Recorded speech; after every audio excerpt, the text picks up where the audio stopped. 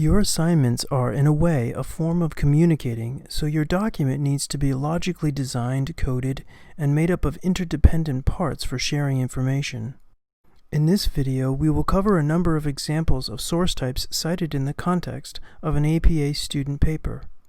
We're going to learn how to cite in the body of the paper using in-text citations, entries in the reference page, and understand the connections between in-text citations and references.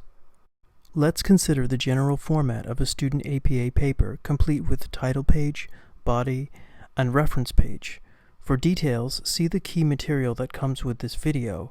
You can also find this information in Chapter 2 of the APA Publication Manual. Check with your course instructor if they require you to format a professional APA paper. Books have great concrete information, like The Healing of America by T.R. Reid. You might decide to paraphrase content from this book based on its narrative form. APA uses the author date system. Use the author's last name and the date of publication for in-text citations. This information is key for your reader's frame of reference. There are two basic ways to cite in your text, parenthetical and narrative. In parenthetical in-text citations, both the author and the date separated by a comma appear within or at the end of a sentence. When a parenthetical citation is at the end of a sentence, put the period or other end punctuation after the closing parentheses. In narrative citations, the author appears in running text and the date appears in parentheses immediately after the author name. For example, you might write, "Reid stated thus and such," keeping the publication date next to the author's name. Adding an extra detail like a page or paragraph number can help with paraphrased citations, but it's not required. Direct quotations, on the other hand, do require an additional frame of reference. Now we'll make the connection between the in-text citation and its corresponding reference. We can notice how the author's last name and publication date are keyed to the reference. References are made up of four basic components: author, publication date, title, and source. The author section is formatted with the last name, comma, initials, and punctuation. Although the first or middle initials already provide a period, punctuation is more apparent when the author is a group or organization. If there is more than one author, separate the authors with a comma. Write the publication date by year. You might need to add the month or day depending on the source. The title for a book is italicized and in sentence case. Sentence case means you capitalize the first word of the title and the subtitle, including all proper nouns. The source includes information on its origin and location, such as publisher, journal title, retrieval date, URL, or other details. In this case, the book represents a print copy, but in some cases an ebook might include a DOI. A DOI, or Digital Object Identifier, is a unique alphanumeric string that identifies content and provides a persistent link to its location on the Internet. DOIs apply more to journal articles, so we'll get to that in just a second. Let's use the journal article entitled COVID-19 and Racial Ethnic Disparities by Hooper and others. Let's first consider quotations.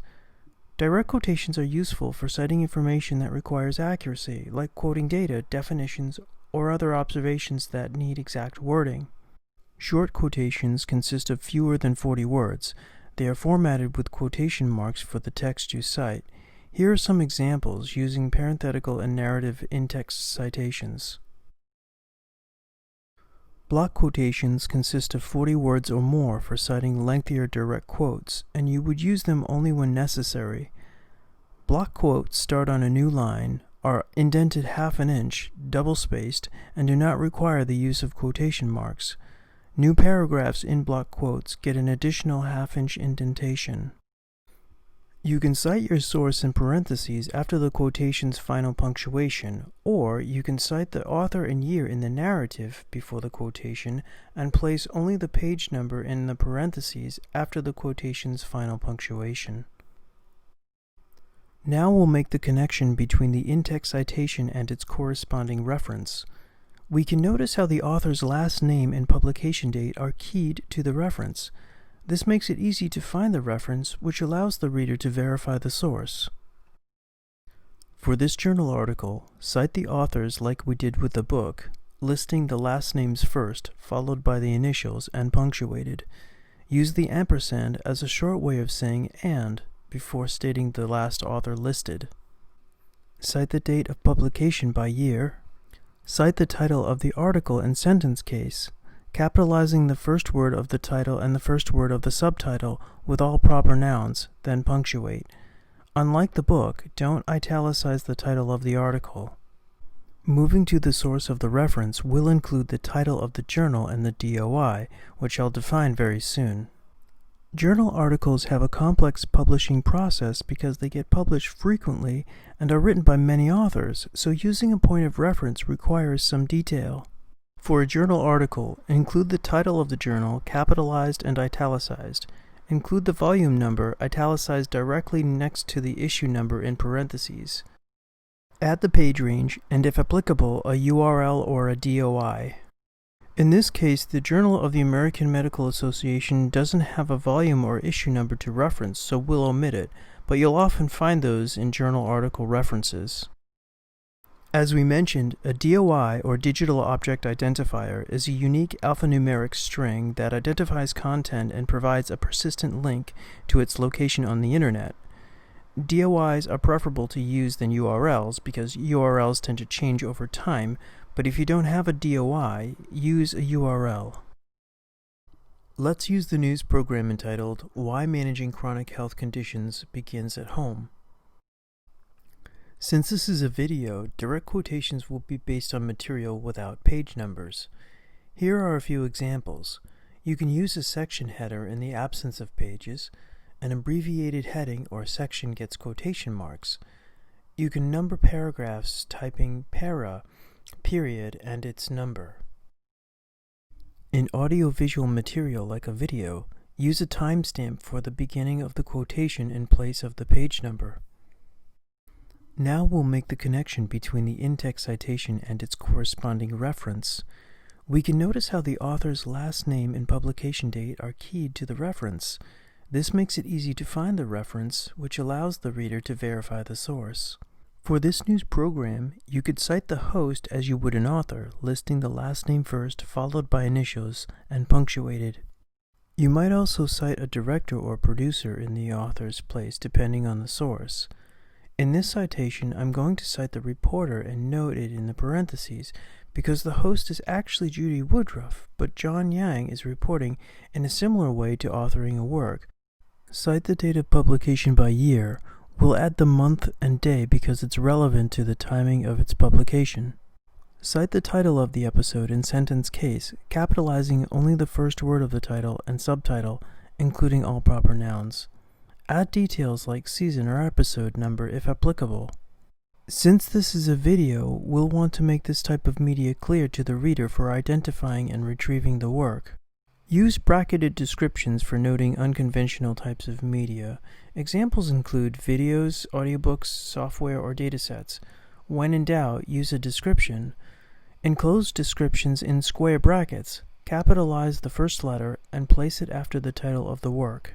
For the source, we'll include the title of the TV series, italicized in sentence case, capitalizing the first word of the title and subtitle, including all proper nouns, then punctuate.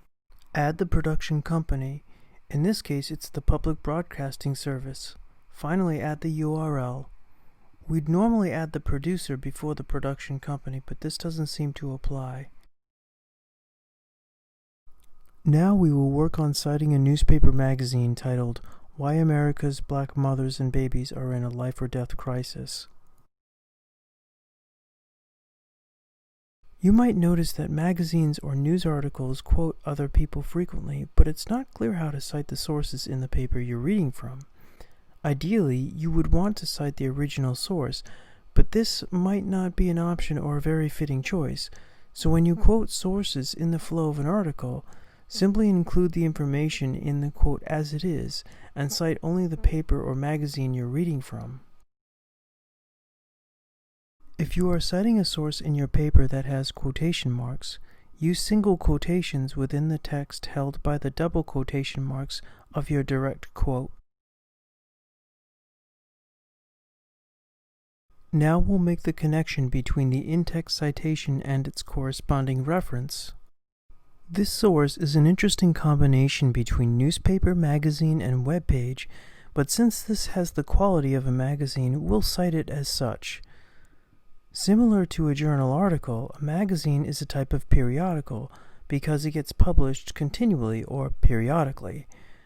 This reference is pretty straightforward compared to the journal article. Cite the author and date of publication, but we'll add the month and day. The specific date provides an accurate frame of reference because magazines get published more frequently. Cite the title of the article in sentence case and punctuate. Cite the title of the magazine, italicize, capitalize, punctuate, and finally we'll add the URL because we accessed this online. Now, you might consider adding a retrieval date because this source was cited from the web, but retrieval dates are more for content that tends to get updated, such as a Google map or evidence-based content in Dynamed or clinical guidelines. Now we'll cite a podcast from the channel called All In Data for Community Health Podcast.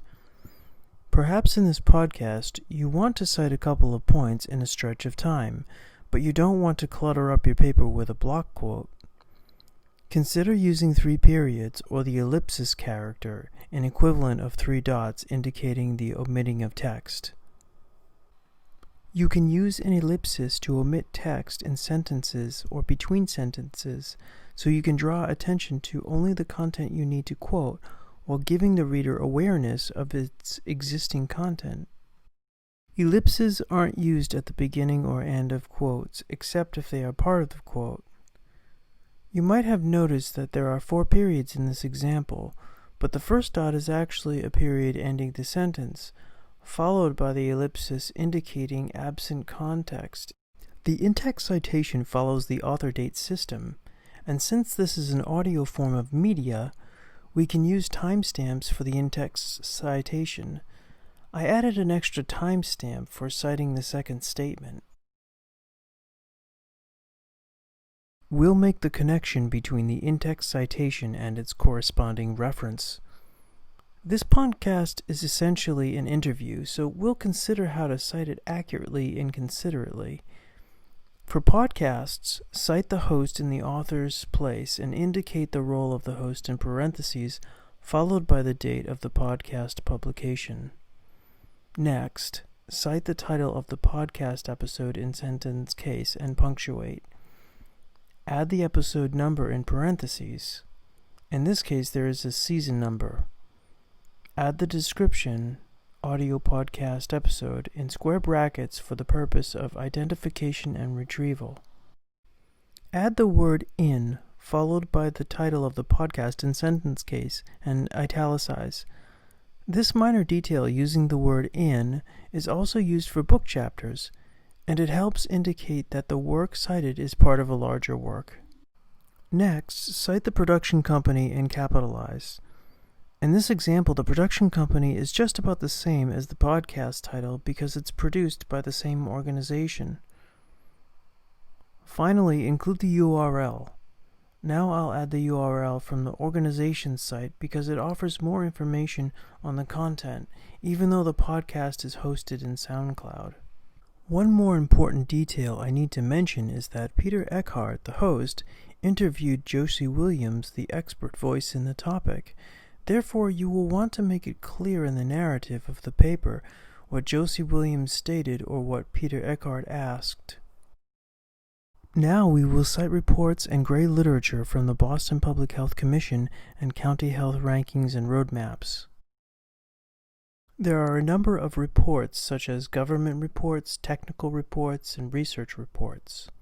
Gray literature includes documents such as press releases, codes of ethics, grants, policy briefs, and similar publications. You might not see authors listed in reports or gray literature the same way you do in a journal article. Often groups or organizations represent their professional documents, so you can cite them as the author. The in-text citations will look a little different, but that is okay because it's still based on the author date system. You might notice in County Health Rankings and Roadmap source that I used Data tab. That's because the information on the web page was complex and tabulated. I had to first find the county and then click to the specific data. It would help the reader to know exactly where the data came from. Think of it as another point of reference, like a timestamp or paragraph number. Finally, we'll connect the in-text citations to their references. In this example, I needed to cite some data from a map and a figure from the report of the Boston Public Health Commission. I want to point out that this report has 12 authors listed in a preliminary page and 3 key executives on the cover page, so it's hard to know how to cite authorship. The APA manual states well that sometimes it can be difficult to know whether to credit a group author or the individuals who wrote on behalf of that group. To confirm, consult the cover or title page of the work. If the cover or title page lists only the name of the group and no names of the individuals, treat the references as having a group author. It's clear now that this example should use a group author. Next, the year is placed in parentheses and punctuated. The title of the report is formatted in sentence case, italicized, and punctuated. In this example, sentence case is not apparent because the proper nouns are capitalized. This example also does not have a report number, otherwise it or some other identifying number would be placed in parentheses in regular format. The publisher's name is then placed after the report title, capitalized and punctuated. If the group author is the same as the publisher's name, you can omit the publisher's information. Lastly, the URL finishes the reference.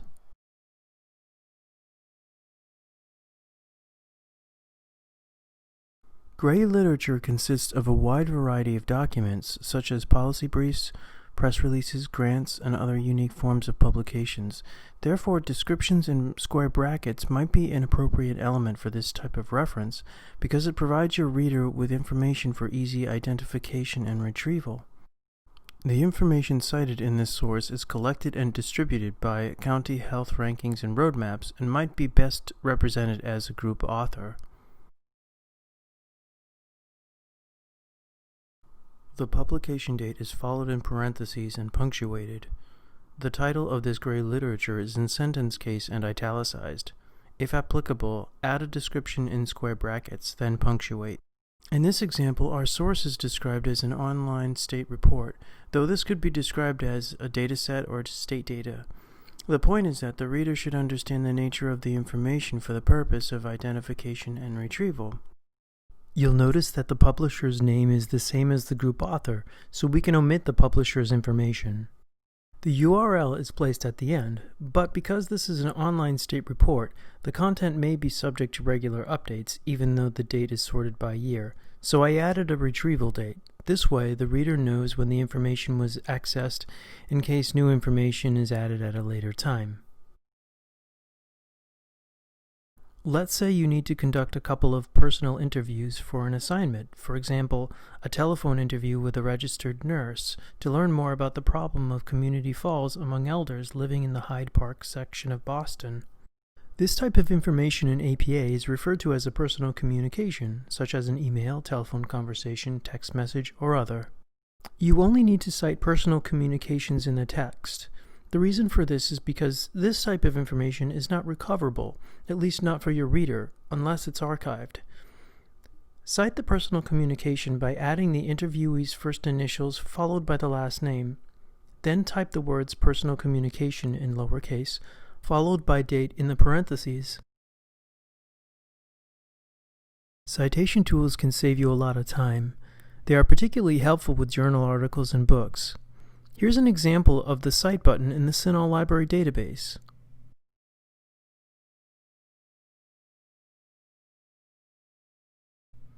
Here is an example of the Cite button in our library catalog.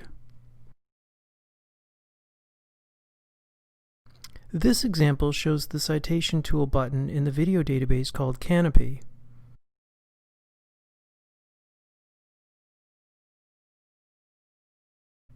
Google Scholar also has a Cite button.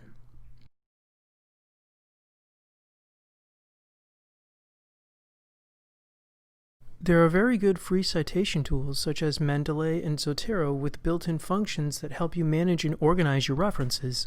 Feel free to ask about them, we can help you with that. It's a good idea to quickly check references generated by citation tools because they often produce errors, and that's understandable because references and citation generators are a little complicated. Using the citation button in CINAHL, we can see that the author is not cited correctly. The last name of the article is Hooper. Webb is the middle name. It's possible that the citation generator figured the second listed name as the author's last name. Anyway, we can easily modify this reference to show the last name and initials. The other error is in the title of the journal article, which should be in sentence case. Only the first word of the title and subtitle are capitalized, including all proper nouns. The error also is an easy fix after you copy and paste the reference into your text editor. The Cite button in the library catalog shows the place of publication for a book reference. The information for place of publication isn't necessary in APA, so we can omit it. Moving to the film, you'll see that this copy of the reference from the Canopies database doesn't show anyone in the author's place, and the title of the film should be in sentence case and italicized.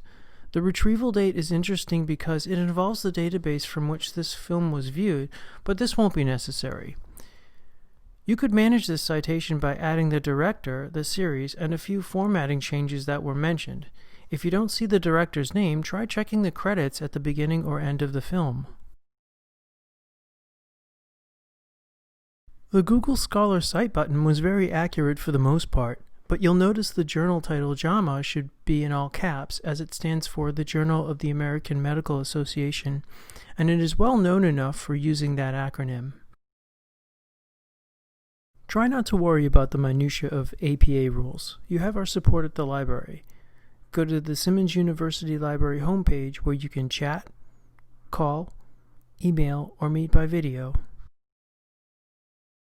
Talk to you soon.